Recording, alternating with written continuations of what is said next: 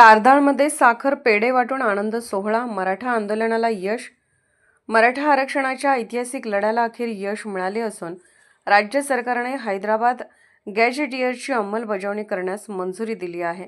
त्या संदर्भातील शासन आदेश जारी करण्यात आला असून 8 पैकी 6 मागण्या मान्य करण्यात आल्या आहेत. या निर्णयानंतर संपूर्ण मराठा समाजात जल्लोषाचे वातावरण आहे.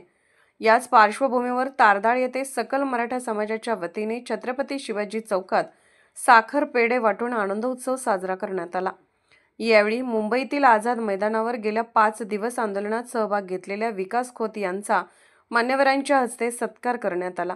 कार्यक्रमाला प्रवीण केरले, राजू मेंगणे, प्रसाद खोबरे, जयप्रकाश भगत, चंद्रकांत तांबवे, विनोद कोराणे, गजानन खोत, दिलीप खोत, रणजित पवार, रमेश नर्मदे, विशाल पवार, दगडू खोचरे, बबलू कोळी, संदीप खोत, दगडू पवार, सचिन पाटील, सुखदेव तेजम, सचिन भोसले, विजय चौगले, नयन कांबळे, अनिल नर्मदे, सुरेश भगत, भाऊसाहेब चौगले, पिंटू चव्हाण, संजय तिवडे, महेश पवार यांच्यासह मोठ्या संख्येने सकल मराठा समाज बांधव उपस्थित होते. मनोज जरांगे पाटलांच्या उपोषणामुळे समाजाच्या हक्काला न्याय मिळाला असून हा लढा इतिहासात सुवर्ण अक्षरांनी लिहिला जाईल अशा भावना या सोहळ्यात व्यक्त करण्यात आल्या. मुंबईमध्ये मनोज जरांगे दादा पाटलांचे मराठा समाजाचे आंदोलन होतं.